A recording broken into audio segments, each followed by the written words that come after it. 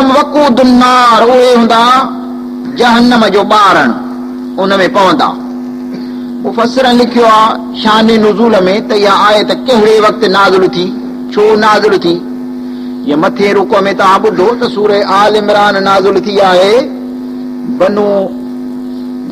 बनु नजरान e-sign जो वफ़द हिकिड़ो आयो हो हुज़ूर अकरम सल्लल्लाहु अलैहि वसल्लम जन वटि।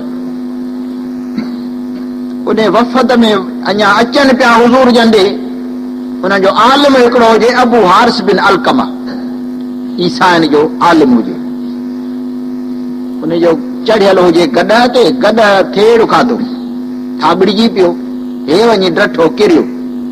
उन जो भाउ हुजे अबू हारिस जो कुर्ज़ बिन अलकमा, जॾहिं भाउ उन जो किरियो अबू हारिस त कुर्ज़ खां ज़बान मां हीअ अखर निकिता तैसल अबद, जेॾे वञूं पिया था पोइ नाम मुराद आहे जो असांखे थाबा था अचनि पिया, नऊज़ बिल्लाह मिना। उन कुर्ज़ बिन अलकमा ईअं चयो। हिते हो हारिस जेको किरियो हो अबू हारिस, उन जो भाउ ईसाइन जो मौलवी आलिम, उन जो त संभाले ॻाल्हि आहे, उहो अलाह जो सचो नबी आहे, जंहिं ॾे हलूं पिया था।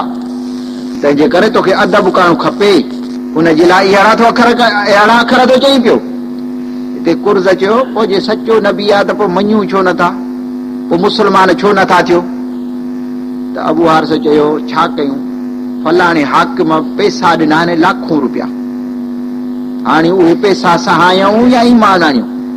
उन्हनि पैसनि जे करे मां नथो ईमान क़बूल कयां, वरन त सचो आहे।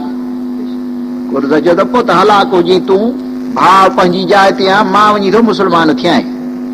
काफ़िले खां तकिड़ो तकिड़ो ॾाचीअ तेज़ ते चढ़ियो, डोड़ाईंदो उन काफ़िले खां अॻे अची हुज़ूर अकरम सल्लल्लाहु अलैहि वसल्लम जन वटि मुस्लमान थियो। जॾहिं हो पहुता तॾहिं रब साईं उन्हनि जे बारे में फरमायो, इन्नल लज़ीन कफ़रू, यकीनन जिन कयो कुफ्र, लन तुग़नी अन्हुम अमवालुहुम वला औलादुहुम मिनल्लाहि शैआ, इन्हनि खे इहो माल मिल्कियत ऐं औलाद अलाह खां बचाए सघंदो छा? केतिरा बि पैसा खणी मिलनि, पैसा थी वेंदा, ईमान ईमान आहे।